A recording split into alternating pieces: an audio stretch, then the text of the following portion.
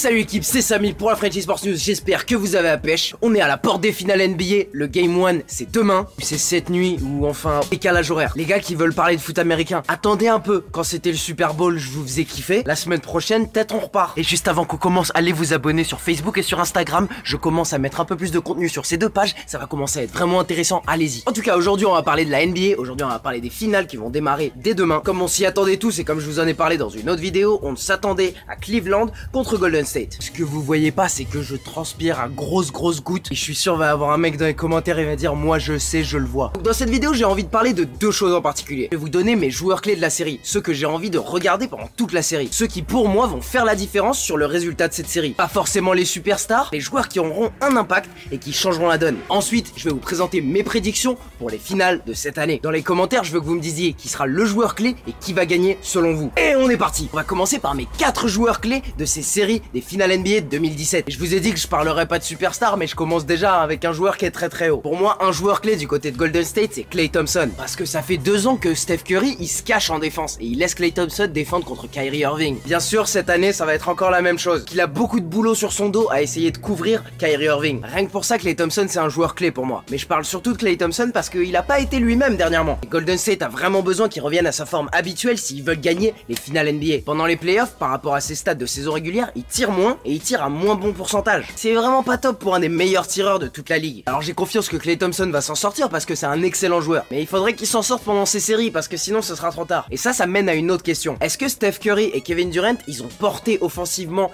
Golden State pendant ces playoffs parce que Klay Thompson était moins bon? Ou c'est Klay Thompson qui a ralenti parce que Steph Curry et Kevin Durant prenaient les commandes? J'aimerais bien savoir si c'est l'un ou l'autre. Deuxième joueur clé de cette série pour moi, c'est Tristan Thompson. Parce que pour moi, beaucoup de cette série va se jouer au niveau du rebond. Les Warriors, c'est la pire équipe de la ligue au niveau des rebonds offensifs de l'autre équipe. Ils laissent en moyenne 12 rebonds offensifs à l'équipe adverse et c'est là où Tristan Thompson doit entrer en jeu. Cleveland aura seulement besoin de lui pour défendre et attraper un paquet de rebonds, que personne ne rentre dans la raquette et que les tirs aillent dans ses mains. Et surtout quand Golden State met en place sa death line-up, quand il court à 10 000 à l'heure et que Draymond Green est le pivot, ils ont besoin que Tristan Thompson soit un encre dans la raquette pour un peu ralentir le tempo de jeu de Golden State et jouer au rythme de Cleveland. Mon troisième joueur clé de ces finales NBA, c'est JaVale McGee, le mec dont Shaquille O'Neal se fout de sa gueule tout le temps.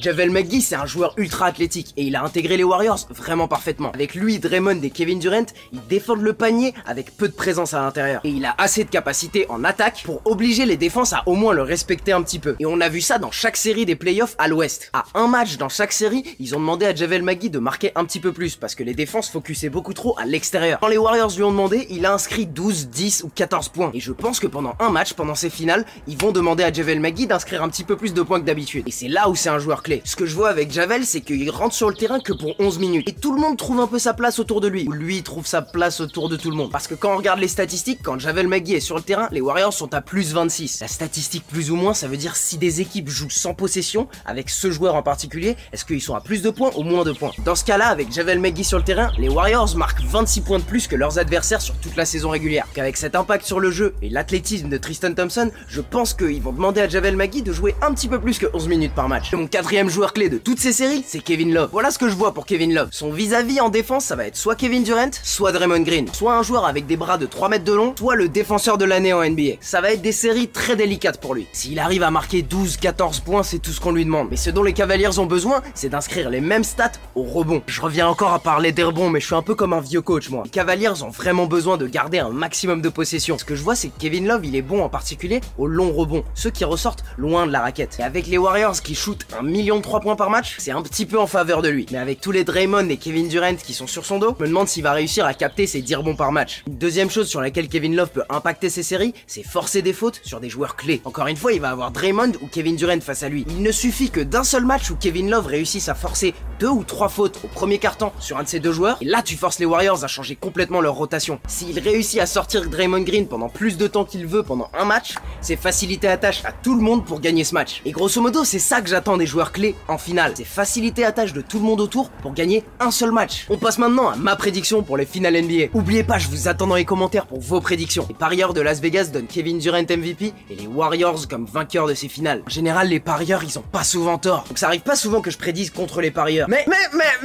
Samy, moi, à la seconde où Kevin Durant a annoncé qu'il allait chez les Warriors et qu'on a vu que le banc des Warriors commençait à un petit peu s'affiner, j'ai eu une intuition. Là, je vous parle absolument pas de quelque chose qui a été statistiquement prouvé ou j'ai cherché des stats ou quelque chose. Je parle d'une intuition. Dans mes tripes, je me suis dit Cavaliers en 6 matchs. Comme vous, j'espère que ça va durer 7 matchs parce qu'on n'a pas passé une saison NBA nulle pour regarder que 6 matchs de finale. Donc mon intuition en début de saison, c'est Cavaliers en 6 matchs. Et à voir comment les Warriors sont une machine de guerre énorme. Aujourd'hui, aux portes des finales, je vais changer ma prédiction et je vais dire Cavaliers, mais en 7 matchs. Pendant toute la saison, je me disais que les Cavaliers allaient gagner et je suis à ça de changer ma prédiction pour aller vers les Warriors. Mais je vais garder mes convictions à la porte de la finale. Je vais dire Cavaliers en 7 matchs. Bon, bien sûr, c'est LeBron James MVP, on va pas parler de ça non plus longtemps. Et je pense que ces finales vont être un petit peu différentes des finales qu'on a vécues les 2 dernières années. Parce que les 2 dernières années, on voyait beaucoup de matchs perdus de plus de 10 points. Des blowouts, comme on parle en basket américain des États-Unis. Parce qu'après avoir revu le match de Noël entre les Cavs et Warriors, je pense que ces séries vont être beaucoup plus physiques. Et peut-être que les scores vont être un petit peu plus bas. C'est ce qui se passe quand les 2 équipes se connaissent et que les 2 équipes sont bien construites pour battre l'une et l'autre. Encore une fois, pour gagner, Cleveland aura besoin 10 à 12 rebonds de la part de Tristan Thompson, Kevin Love et de LeBron James.